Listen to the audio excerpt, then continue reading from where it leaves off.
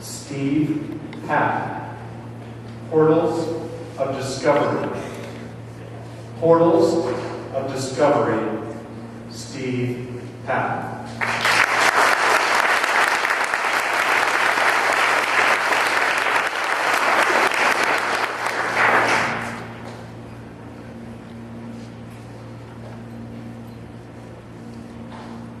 I can still feel his strong hand pushing me on my bicycle. The voice from behind me said, "Don't look back!" I had pushed towards the voice. He let go. And then, so did I. As I laid there, crying through my big, beautiful blue eyes, he stood over me and said, "What's the matter with you? I told you not to look back." Fellow Toastmasters and friends, the owner of that voice, my dad, Stephen Papp Sr. And while we share the same name, the resemblance stops there. Physically, my dad is built like a wall of steel. No real shape, just hard edges. He has an old leathery face like a catcher's mitt, a handlebar mustache, and a pronounced Hungarian nose. At the age of 67, he has a thick, full head of hair. As you can see, that's fifth generation. Emotionally, my dad has a short fuse for temper.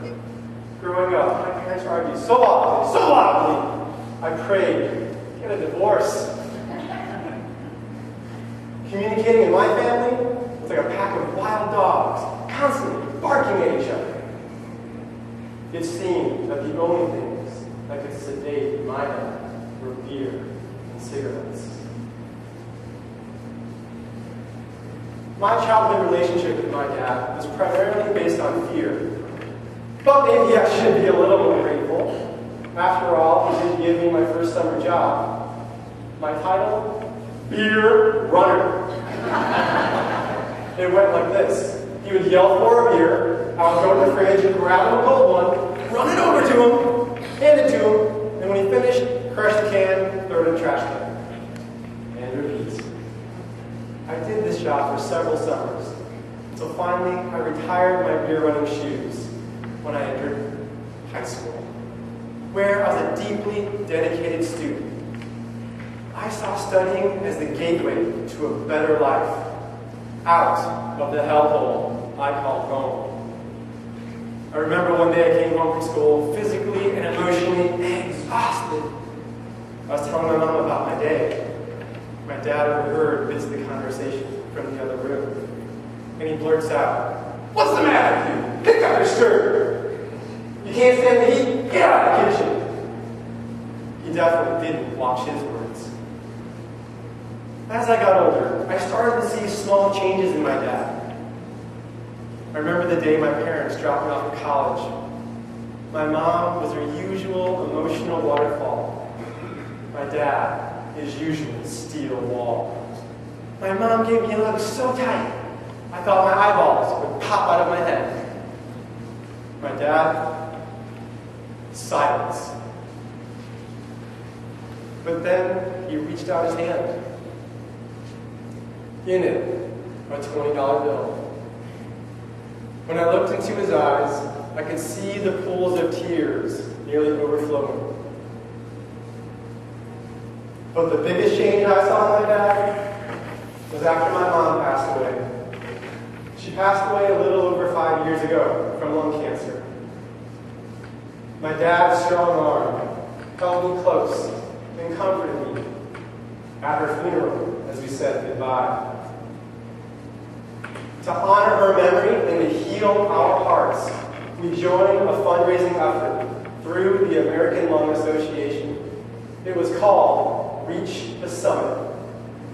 We had two goals: raise money to support research for lung disease and climb Mount Hood. I'm proud to say that we surpassed our fundraising goals. And on June 20, 2008, my dad and I stood together, scattering my mom's ashes from the summit of the majestic Mount Hood. But my favorite memory of the entire experience was the night before the climb. I overheard my dad talking to one of the mountain climb guides.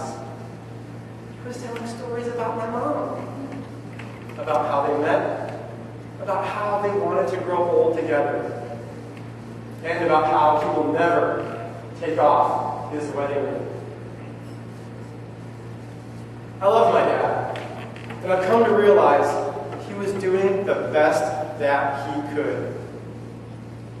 Yes, he made a lot of mistakes. You know what? I make mistakes too. Don't you?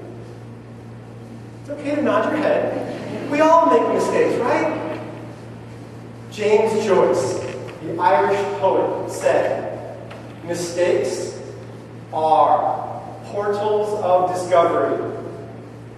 My dad's mistakes have become my portals of discovery. I discovered who I don't want to be, but also who I do, especially in my role as a husband and father. My dad taught one of the greatest lessons. It was the unintended lesson that mistakes are the best teachers for the person making them and for the person watching them being made.